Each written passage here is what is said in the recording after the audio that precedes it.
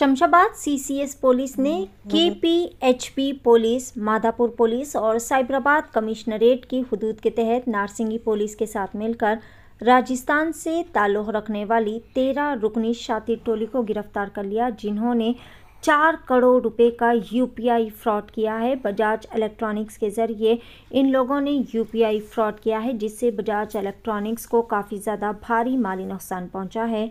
Gang ने Bajaj electronics से तकरीबन 4 करोड़ रुपए का फ्रॉड किया। पुलिस ने मुलजिमान के कब्जे से 1,72,000 रुपए की नकदी रकम और 50 लाख रुपए के इलेक्ट्रॉनिक सामान को जब्त कर लिया। साइबराबाद, हैदराबाद और रचकुंडा कमिश्नरेट के तहत मुख्तलिफ पुलिस स्टेशंस के साथ साथ रियासत तेलंगाना के दीगर मेट्रोपॉलिटन शहरों में इस गैंग की मुजरिमाना सरगर्मियों की इत्तला मिली है। बजाज इलेक्ट्रॉनिक्स के इन वाक़यात से मजमूई तौर पर इन्हें 4 करोड़ रुपए से ज़ायद का माली नुकसान का सामना करना पड़ा है। बजाज इलेक्ट्रॉनिक्स से ज़िम्मेदारान की शिकायत के बाद शमशाबाद सीसीएस पुलिस ने केपीएचपी पुलिस, माधापुर पुलिस और नारसिंगी पुलिस के एहलकारों के साथ तफसीली तहक़ीक़ात का आगाज़ किया और फिर पता चला है कि गैंग के अरकान ने शोरूम का दौरा किया और महंगी इलेक्ट्रॉनिक्स ख़रीदी। इनके तरीक़ेकार में राजस्थान में एक साथी के स्कैनर का इश्तराक शामिल है, जो कि इसके यूपीआई के साथ शोरूम के बाद अदायगी को शोरूम में मुंतकिल करेगा। सामान की डिलीवरी लेने के बाद साथी बैंक में चार्ज बैक की शिकायत दर्ज कराते, जिसके नतीजे में लेन देन बदल जाएगा और गैंग के अकाउंट में रकम वापस चली जाएगी।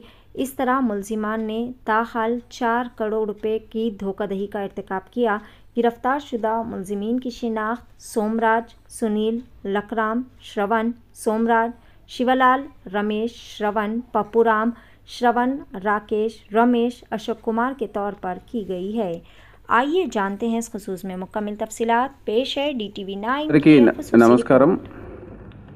నిన్న అనగా 8 సెప్టెంబర్ 2024 రోజు సైబరాబాద్ కమిషనరేట్ పరిధిలో ఉన్నటువంటి CCS Shamshabad team and CCS Balanagar team and with active coordination of Narsingi DI, Madhapur DI, అదేవిధంగా KPHB DI, వీళ్ళందరి కోఆర్డినేషన్ తోటి మనము ఒక ఇంటర్ స్టేట్ గ్యాంగ్ ని పట్టుకోవడం జరిగింది.